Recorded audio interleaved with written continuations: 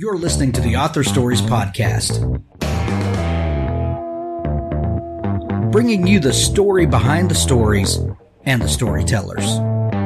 Margaret White, Terry Brooks, Sheena Kamal, Matthew Quick, JT Ellison, Walt D. Williams, Brad Ford, Corey Dr. O, Brandon Sanderson, Robin Mott, Ernest Klein, Jim Butcher, Charlene Harris. Visit hankgarner.com for archives of all the shows. Today's guest is... Well, thanks for joining me again for the Author Stories Podcast, where I bring you the story behind the stories and the storytellers.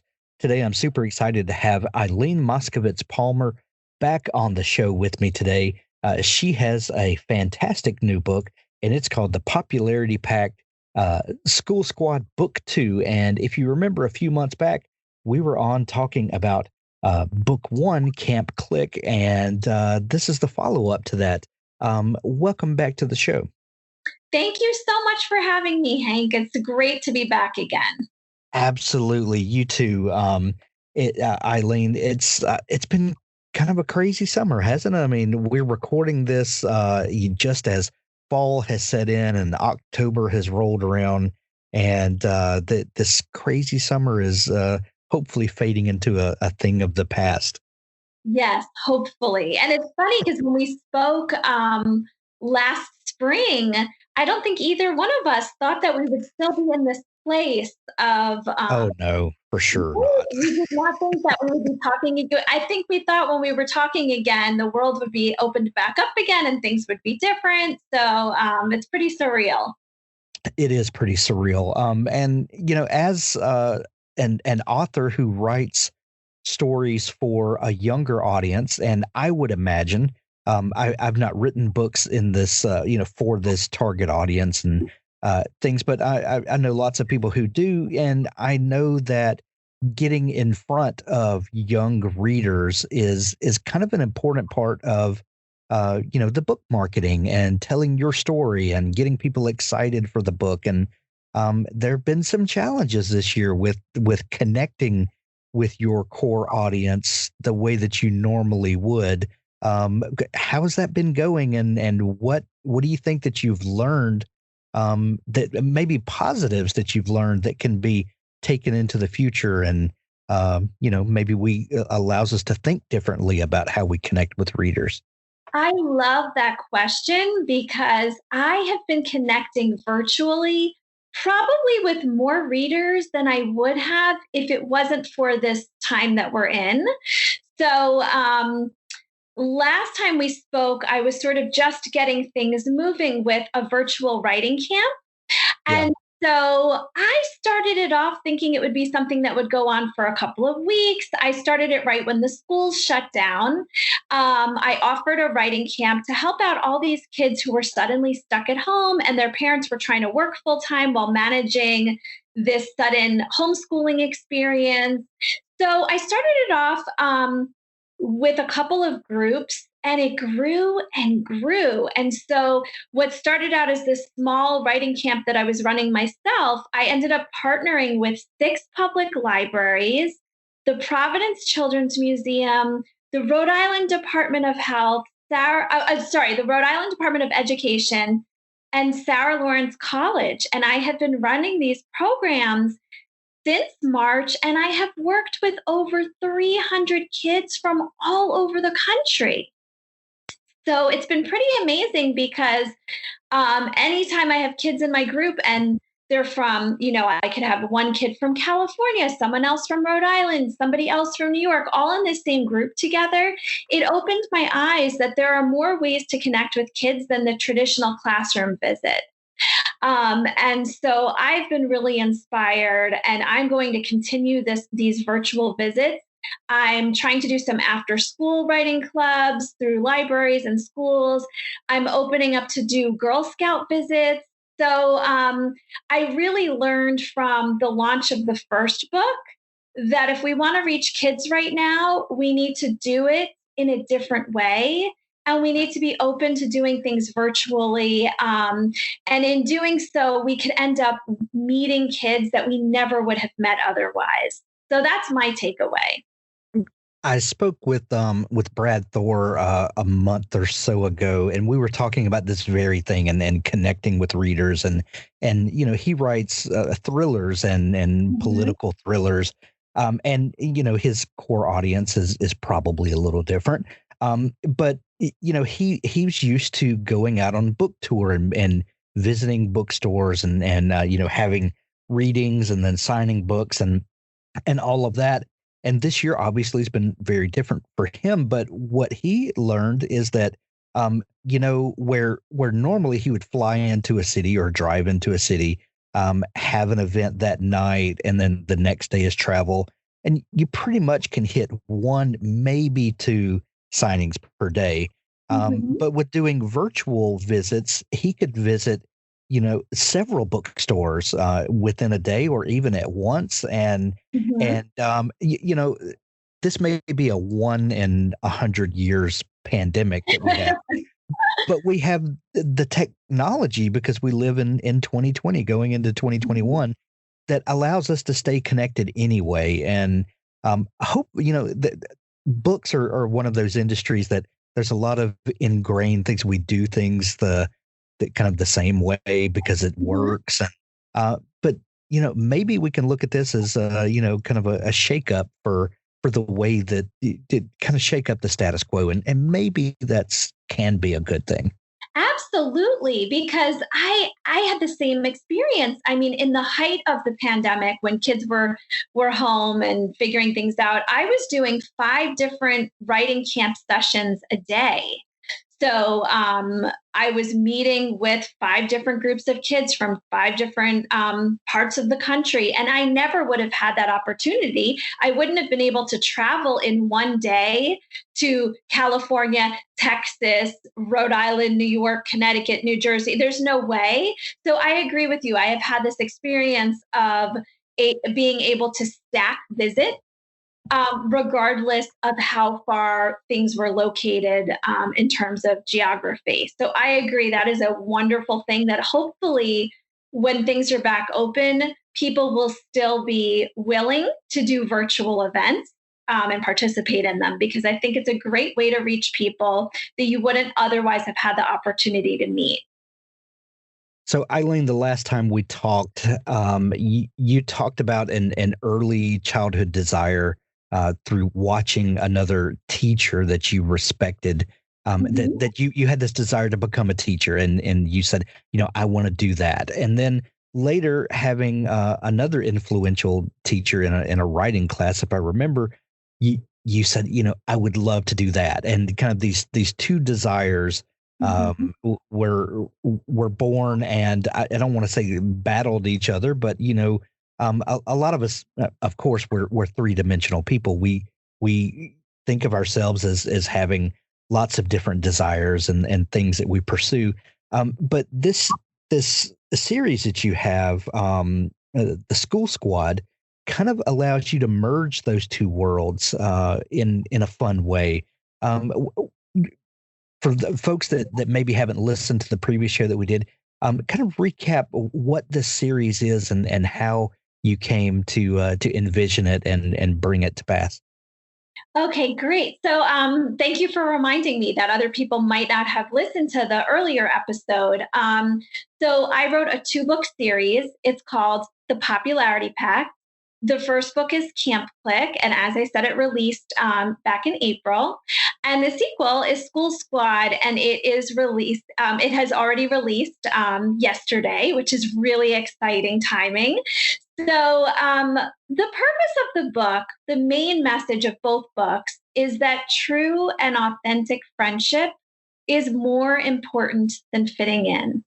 And as a former elementary school teacher and as a mother, this was a message that was so important to me, because a lot of the conflicts that I would see in my own classroom had to do with friendship, and they had to do with how kids relate to each other, and kids kind of figuring out how to be their own person and to stand strong in who they are while also navigating finding friends. And so, anyway, that is the theme of both books. I have 2 protagonists, Bea and Maisy. And in the first book, the two of them have not been friends for a year. They were best friends their whole lives. And suddenly Maisy stopped hanging out with Bea and doesn't tell her why. And they haven't been friends for a year. And then, of course, they end up at the same summer camp. And Maisy, who fit in really well at school, did not fit in well at summer camp at all. And so the girls make a pact.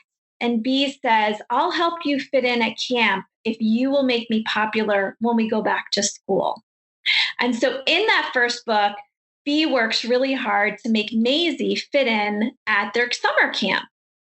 And by the end of that book, Maisy has learned this lesson that her friendship with Bea really was important and that this true friendship was something that she needed. And so when we finish up Camp Clique, Maisy's learned that lesson, but Bea has not learned that lesson yet. And when School Squad picks up, Bea is caught up in her desperation to be popular. And it takes Bea the entire book of School Squad to learn the lesson that Maisy already learned. And so layered in this topic of friendship are real life issues that the girls are experiencing at the same time. Because one thing I saw as a teacher and as a mom is that when kids are having friendship conflict, that is not the only drama going on in their lives. And when I worked with these kids in these writing camps, we talked about that. And almost every kid who had had some sort of friendship conflict said, yes, indeed, they were also struggling with something else at the same time.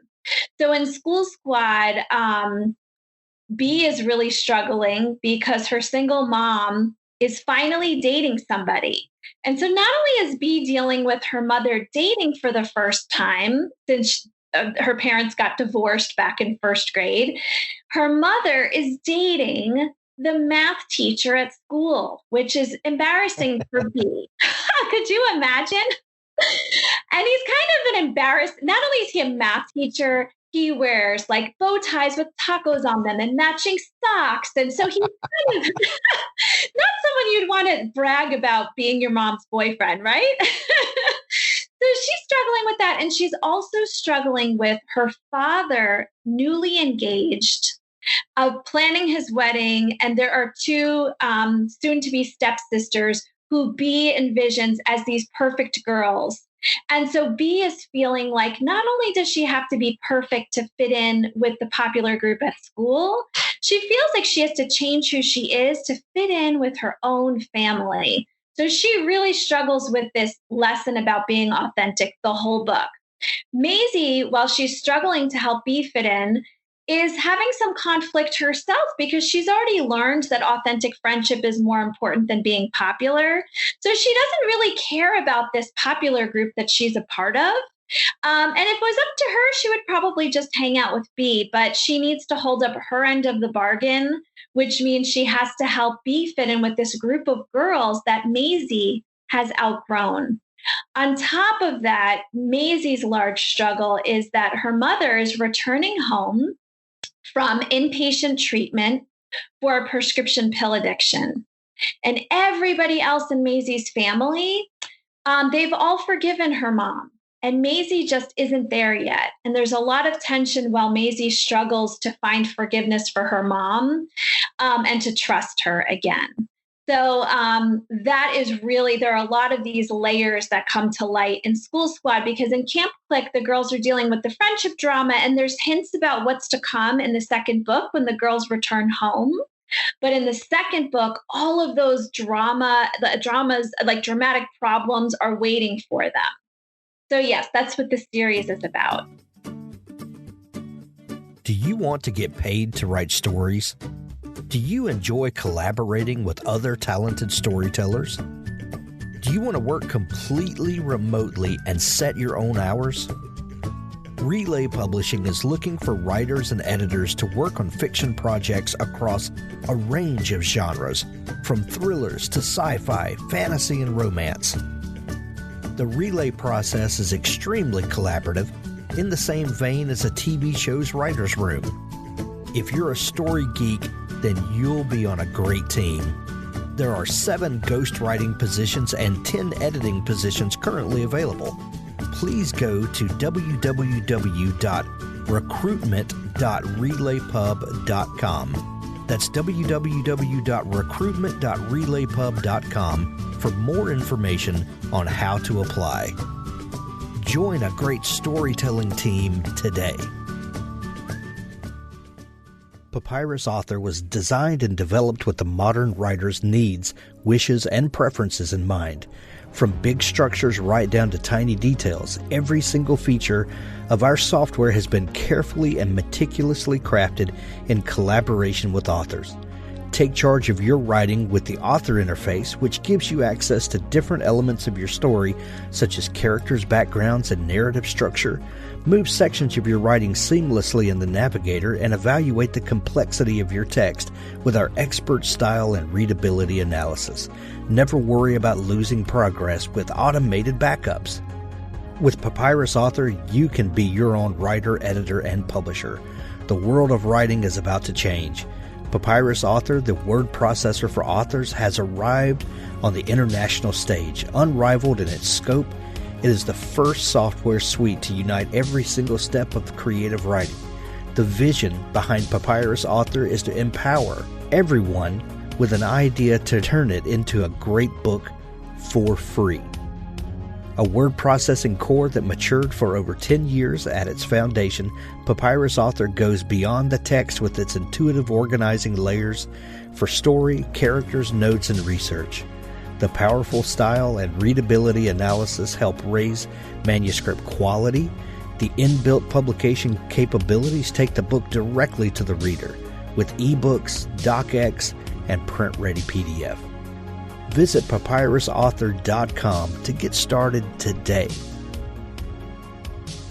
So, Eileen, I know that you talk to a lot of kids about writing and the importance of expression and, how empowering and invigorating writing can be, even if it's just for yourself. And I know that you talk to a lot of kids about that, but let's talk to adults for just a minute about writing for kids.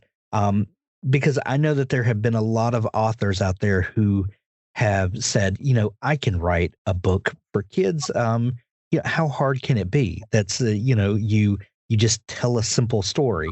And, kids can be one of the toughest audiences to break into because they can smell a fake or a fraud or someone who just thinks they can smell that a mile away.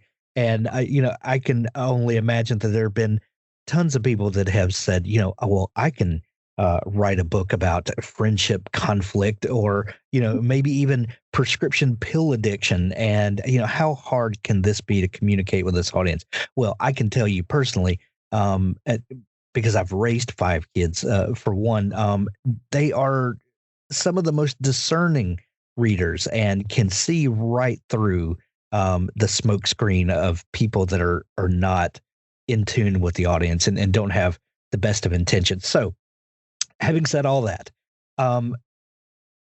what is it that, or what advice would you give someone who wants to connect with this audience, and how do you do that authentically? And maybe that's a buzzword that gets overused nowadays, but how do you do this in a way that you actually connect with the readers, while also being a person of authority who obviously, can stand, above where they are now and understand the complexities of these issues. Does that make any sense at all? It does, absolutely. I love this question because last time I was with you, I talked about how I teach adults novel writing at Sarah Lawrence College's The Writing Institute. And so I teach 2 classes, 2 year-long classes.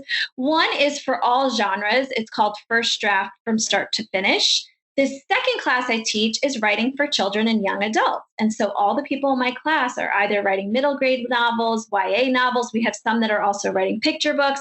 This question comes up every time we workshop because in my general novel writing classes, we have all of these questions in terms of, is there enough suspense? Is there enough tension? Where's the conflict? Did you develop the characters? We have all of the same questions in my class where people are writing middle grade and young adult novels. But on top of that, they have this additional challenge of, do I sound like a kid?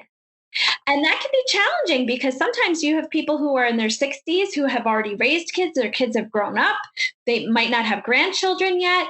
So how does somebody authentically write for children? One of the first things I tell them is, you can't picture what it was like when you were a kid. That is the most common thing that I see, is that someone think back to what it was like when they were a kid, and they write this story about a kid who's 10 years old, and they put in all of their memories from when they were 10. So my number one thing is, you have to separate yourself from your own childhood in terms of plotting, but you could remember the feelings that you had as a child. You could remember experiences, but dig deep into those feelings and try to get the feelings in, but your situations have to be current. So one recommendation I make for somebody who doesn't have kids at home to model what's going on is to watch Disney Channel shows. Those tend to give a good example, like from your age range. So if you're writing middle grade and you find a Disney Channel show with kids around that age group, and you binge watch a series, you can get the rhythm of the dialogue. You can understand how kids are bouncing back in conversations, how quickly they're talking, what do they say, what do they not say. You can get an idea of how they dress, what their homes look like, what kind of technology they use. So that's one piece of advice. Another piece of advice is to read, if you are writing a middle grade novel, to read middle grade fiction. One mistake people make is they'll take that advice, but then they'll read something that was written 30 years ago. You need to read middle grade fiction that came out this year, that came out last year, to get an idea of what your reader is looking for. So those are the top two things. The other thing is, do you know anybody in this age range? Do you have a relative in this age range? Does somebody have a daughter or a son in this age range who could take a look at a couple of scenes and let you know if you're on the right track? So my daughter's older. So my daughter just turned 18. So she's clearly not in the middle grade demographic anymore, but she's close enough that I can show her a scene and I can tell her what I'm trying to get across if I know it's a little off, and she can help me tweak it a little bit. So I also think if you are writing for middle grade or young adult and you don't have younger people in your life and you're not quite feeling connected, I really think taking a writing class is so beneficial.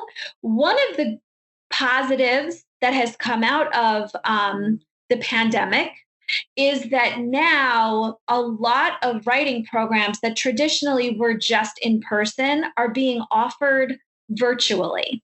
So I never used to teach virtually at Sarah Lawrence, but this year my classes are 100% virtual. They're offered on Canvas.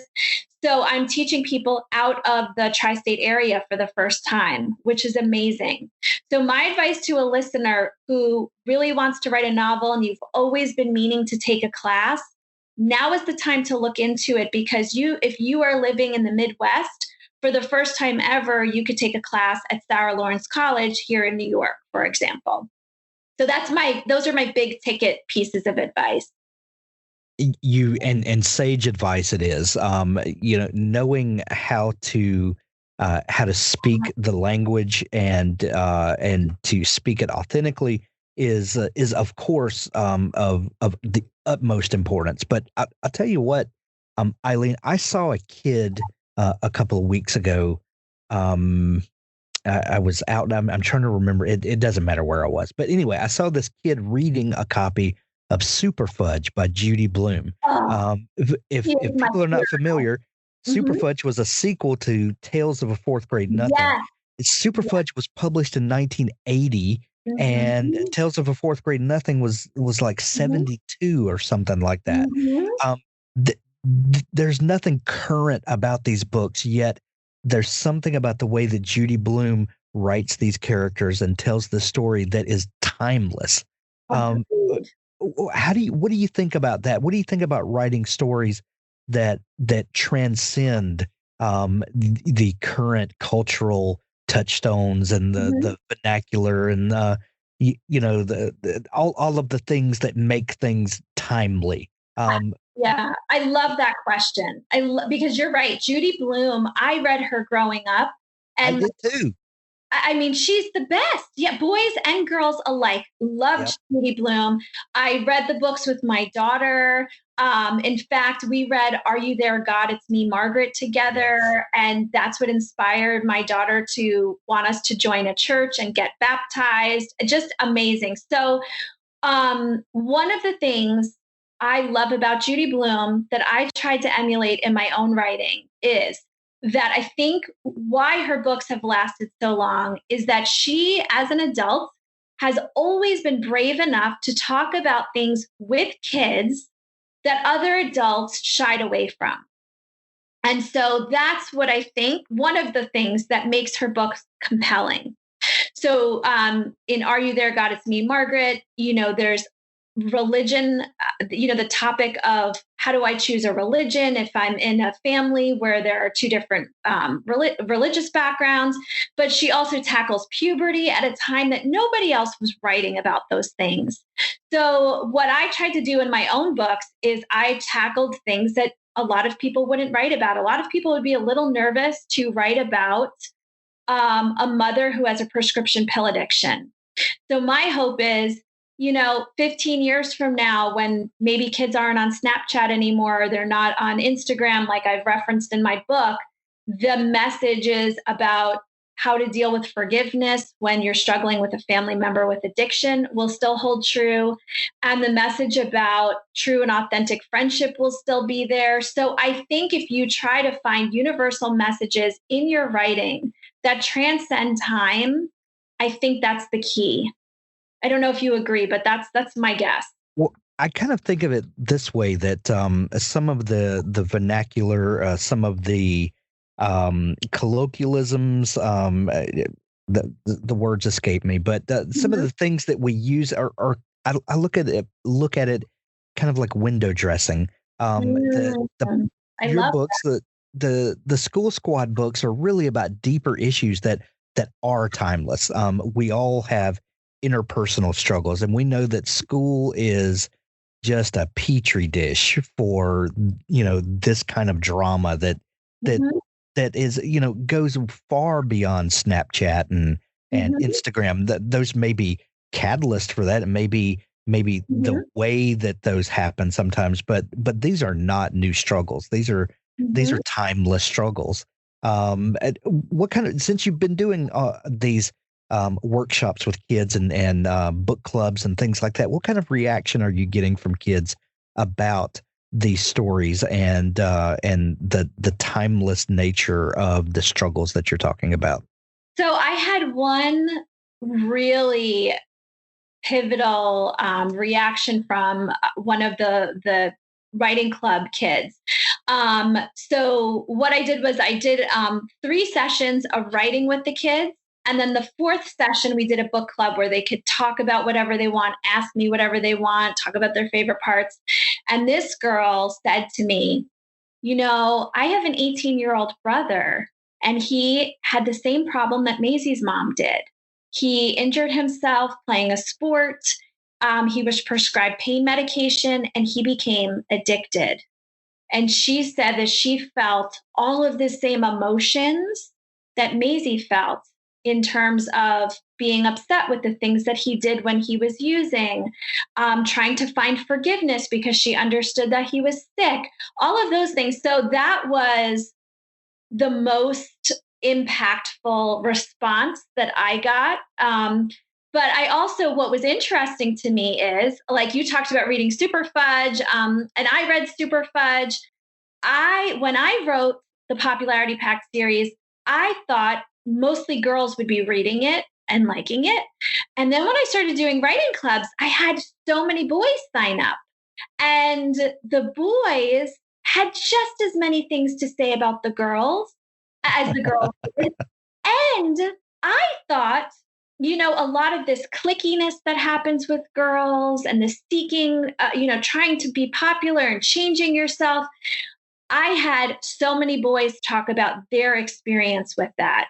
And that was so wonderful for me to see and open my minds a little bit that the idea of wanting to fit in has nothing to do with gender. Everybody wants to fit in. It's a universal need. And there are some people who try to change who they are to fit in.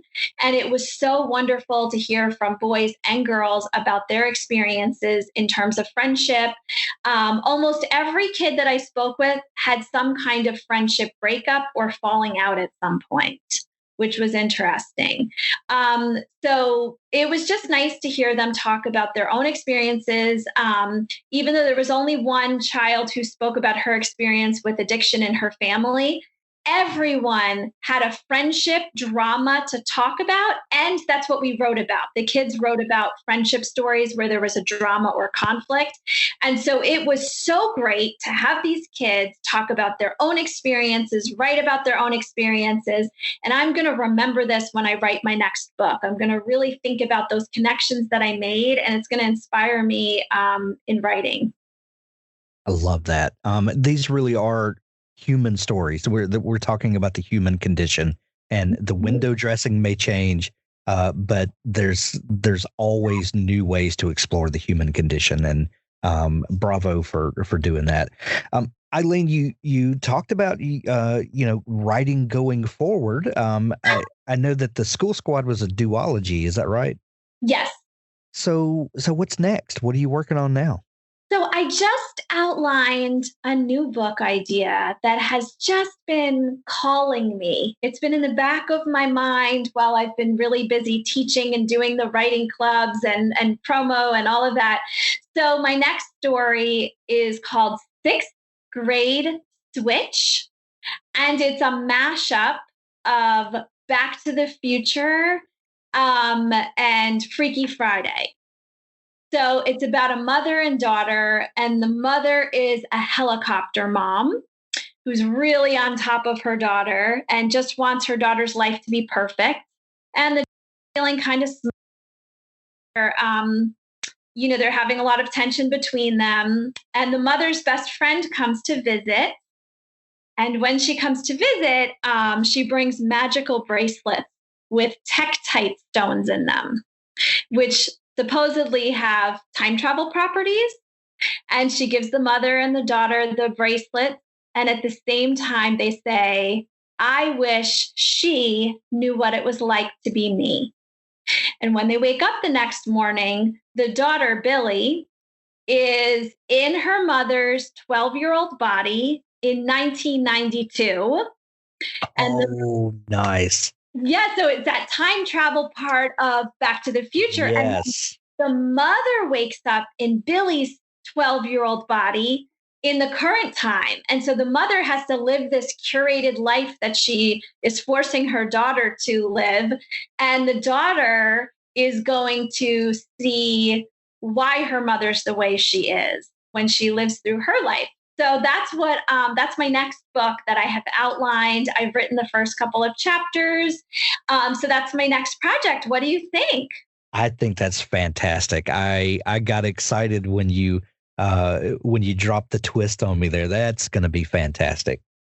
Thank you so much, because I am really excited about this project, because I think that there are a lot of parents in our generation that are a little more controlling of their kids than our parents were.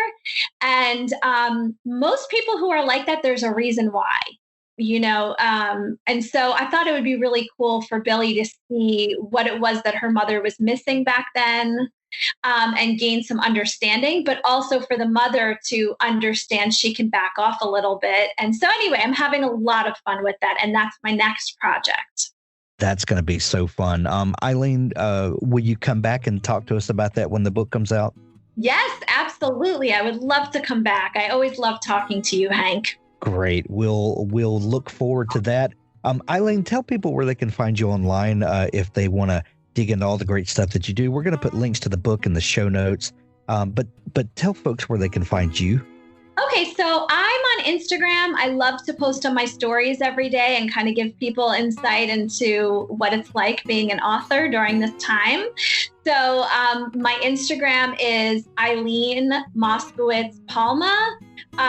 That's my Instagram handle. You can also find me on Facebook that way. My website is eileenmoskowitzpalma.com. So you could just look at the spelling of my name in the show notes, and you can find me there. So Instagram, like I said, I post on my stories every day. If you're interested in any of my virtual programs for your school or your Girl Scout troop or a little friend group, you can go on my website or you can message me on Instagram. Excellent. We'll put links to all of that in the show notes to make it easy for folks to find you. Eileen, so much fun chatting and catching up again. Congratulations, book launch, and we're going to see you. Thank you so much. I really appreciate it. Authors, I have a fantastic new service to tell you about. It's called PubSite. PubSite is a service to help you build your very own website, your home on the web, where you can promote your work and give your fans a place to connect with you. PubSite is a website platform that allows every author, regardless of budget, to have a great-looking professional website developed by the book marketing professionals at FSB Associates. PubSite is the new, easy-to-use DIY website builder developed specifically for books and authors. Whether you're an author of one book or 20, or a small publisher, PubSite allows you to build, design, and most importantly, update your website pain-free. No need to be dependent on a designer or webmaster to make a small but costly change to your website. Save the money and do it yourself. PubSite is the best platform for authors because it's a book-centric platform. PubSite was built just for authors and small publishers. Every design, feature, and layout is book-centric. They have customized designs for you to use. It's easy to build. No coding or HTML is necessary to create a stunning, professional-looking website with all the features you want. Get a custom domain name, yourname.com. It's simple to update. You can add all of your books, add a blog and a book tour, sell from any retailer, manage your email list and social media, and even do e-commerce. Build your website with a 14-day free trial, then pay just $19.99 per month, which includes hosting. And we offer packages starting at $499 to set up the website for you. Pub-site.com, the place to help authors find their home on the web.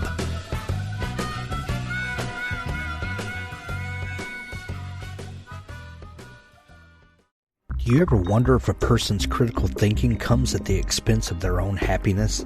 Is it possible to be very happy and still practice excellent discernment? I used to wonder the same thing. Then I discovered the Trouble in Paradise podcast with Nigel Kent and Jasmine Starr, where they laugh as well as think about conspiracy theories and unexplained phenomena without ever getting bogged down in the age-old tug-of-war between logic and feeling. The Trouble in Paradise podcast is a joyful program for critical thinkers who have a sense of humor.